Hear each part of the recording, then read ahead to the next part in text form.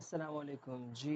Hair doctor Mohammad Naveed Jafar आज के इस दूसरे लेक्चर के साथ। ये हमारा फर्स्ट ईयर मैथमेटिक्स केपी के और federal board of intermediate and secondary education की लेक्चर सीरीज़ जारी, जिसका आज हम चैप्टर नंबर 1 कॉम्प्लेक्स नंबर का दूसरा लेक्चर देखेंगे, जिसके अंदर हम बात करेंगे कुछ कॉम्प्लेक्स नंबर के एग्रीगेशंस की। जब एग्रीगेशंस से मुराद ली जाती है तो इससे मुराद होता है कॉम्प्लेक्स नंबर की कुछ टाइप्स, कुछ उसकी सब डेफिनेशंस, कुछ equality of the complex numbers के ऊपर बात कर ली जाए, क्या ऑर्डर प्रॉपर्टीज़ एग्जिस्ट करती हैं नहीं। तो ये उनकी कुछ बेसिक चीज़ें होती हैं जिसको हमने यहाँ पे डिस्कस करना है, और कुछ उसकी एग्जांपल्स पे बात करेंगे, उसको सॉल्व करेंगे, और इसके साथ साथ हम इसके कुछ ट्रिक्स को भी देखेंगे कि इसके क्या क्या ट्रिक्स हो सकते हैं इनको सॉल्व करने के लिए। ये एक बड़ी खूबसूरत एग्जांपल है, आपकी बुक का ही हिस्सा है, इसको भी हम इंशाल्लाह तबारक ताला आज के इस लेक्चर के अंदर सॉल्व करेंगे। सो आगाज़ करते हैं आज के लेक्चर का। ये हमारा सेकंड है। इसमें हमने कुछ तो आयोटा की पावर्स को सॉल्व करने के ऊपर बात करनी है, फिर हम कुछ कॉम्प्लेक्स नंबर्स को उसके ऑर्डर पेयर्स में लिखने के बारे में, जो आपकी एग्जांपल है उसके ऊपर डिस्कशंस करेंगे। इक्वलिटी ऑफ कॉम्प्लेक्स नंबर्स क्या होती है, ऑर्डर ऑफ द प्रॉपर्टीज़ जो है इसके ऊपर बात करेंगे। तो ये कुछ चीज़ें हैं जो आज के लेक्चर का हिस्सा होगा। मैक्सिमम इंशाल्लाह 10 मिनट के अंदर हम इसको वाइंड अप करेंगे। ले जी, आगाज़ करते हैं।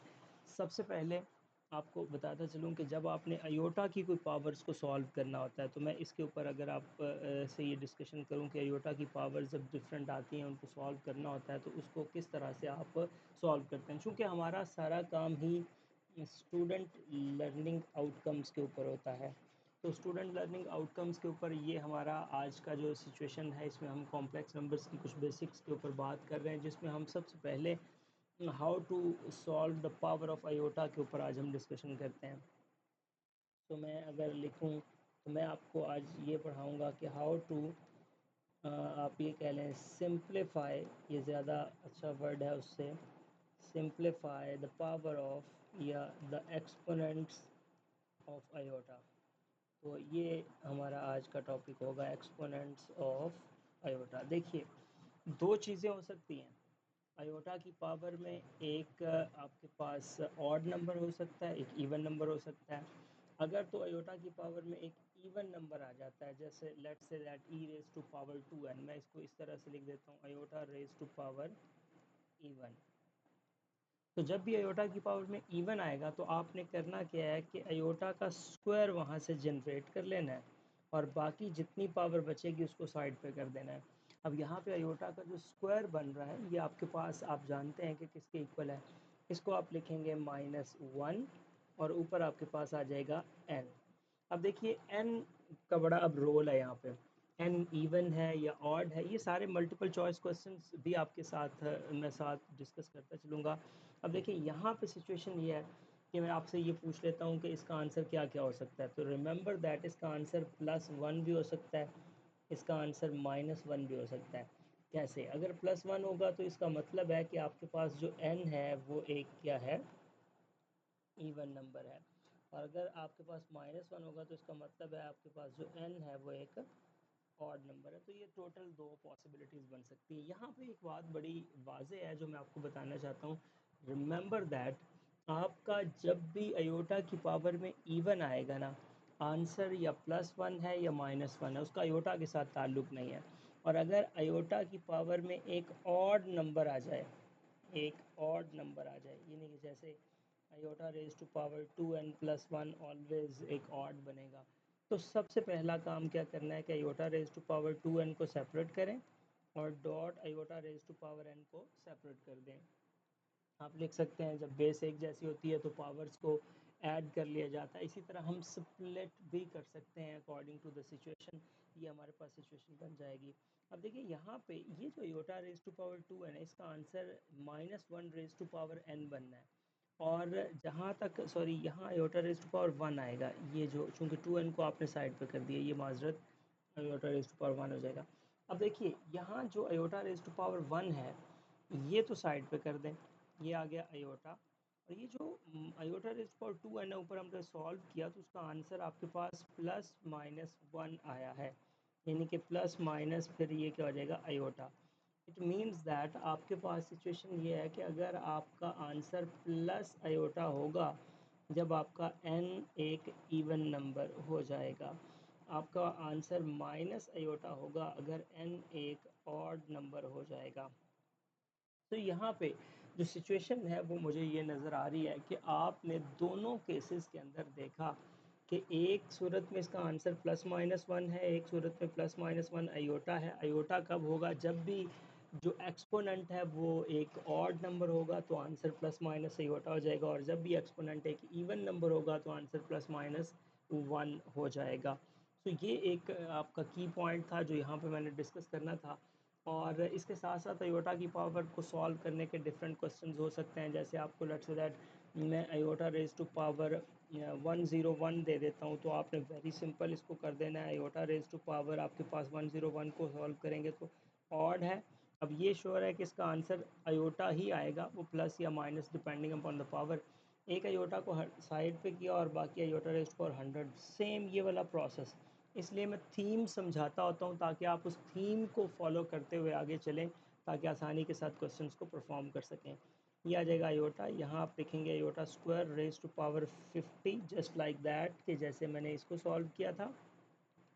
यहाँ आ जाएगा अयोटा और ये minus one raise to power 50।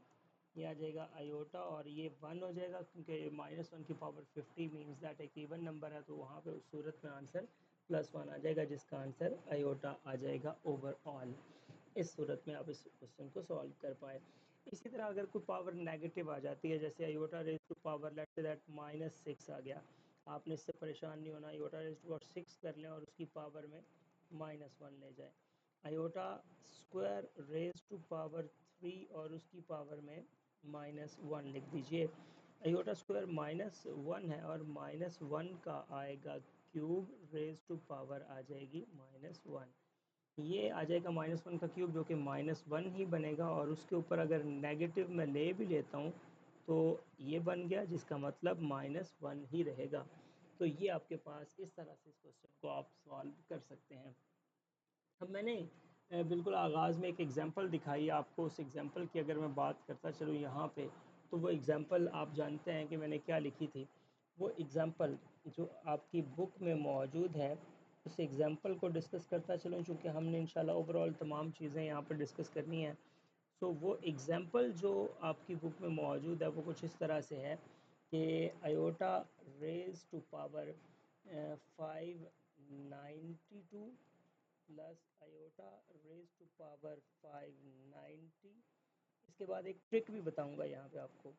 Aorta raise to power 588 plus iota raise to power 5 आपके पास आ जाएगा 86 plus iota raise to power 84 ये है।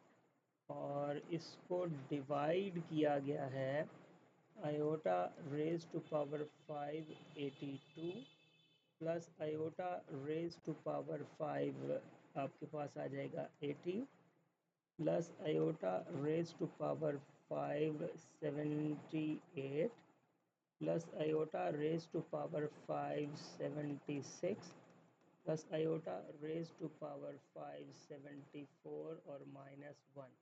ये एग्जांपल है, इसको हमने ज़रा सॉल्व करना है, इसको ज़रा सिंप्लीफाई करना है, इसकी वैल्यू को बताना है। तो ये सिचुएशन है हमारे पास। अच्छा देखिएगा, यहाँ सिचुएशन कुछ इस तरह से है कि ये आपके पास बन रहा है, कुछ कॉमन आता हुआ नज़र आ रहा हो आपको। लेट्स से दैट अगर मैं न्यूमरेटर में देखूँ, तो मैं अगर न्यूमरेटर में से ये देखें, ये 82 है, ये 92 है, ये 90 है, ये 80 है, मुझे ऐसा लग रहा है जैसे 10 का डिफरेंस नज़र आ रहा है। तो क्यों ना मैं यहाँ से अयोटा रेज टू पावर 10 को कॉमन ले लूँ। बाकी क्या बचेगा? अयोटा रेज टू पावर 5 और यहाँ आ जाएगा 82 plus iota raise to power 5 80 plus iota raise to power 5 78 plus iota raise to power 5 76 plus iota raise to power 574। और इसको जिस एक्सप्रेशन से डिवाइड किया जा रहा है वो भी यही बन रहा है। Iota raise to power 5 82 plus iota raise to power 5 80 plus iota raise to power 5 और ये 78 plus iota raise to power 5 76 plus iota raise to power 5 74 और -1। आप देख रहे हैं यहाँ कैंसिलेशन का प्रोसेस अगर हम करते हैं तो ये वाला सारा पोर्शन जो है इस वाले सारे पोर्शन से कैंसिल हो जाएगा। इसकी कैंसिलेशन के बाद आपके पास क्या बचता है, आयोटा रेज टू पावर 10 और -1 ये बच जाएगा। नहीं जी, आयोटा रेज टू पावर 10 को सॉल्व करना है। Iota square raise to power 5 -1, ये आपके पास आ जाएगा -1 रेज टू पावर 5 -1, ये आ जाएगा -1 जो कि आंसर देगा -2।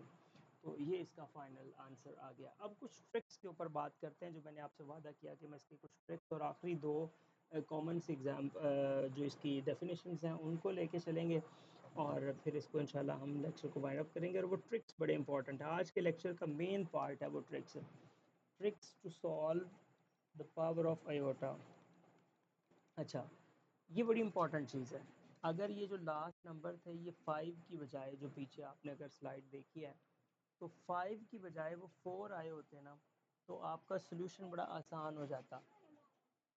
5 की बजाय 4 आते तो आपका सोल्यूशन आसान हो जाता। कैसे? मिसाल के तौर पे मैं ये अर्ज़ करता हूँ, अगर आयोटा रेज टू पावर, चले 1 से स्टार्ट कर देता हूँ, 1 plus iota 2 plus iota 3 plus iota 4, ये 4 कंसेक्टिव नेचुरल नंबर्स की अगर मैं बात करूँ तो देखिएगा इसका सोल्यूशन क्या होगा।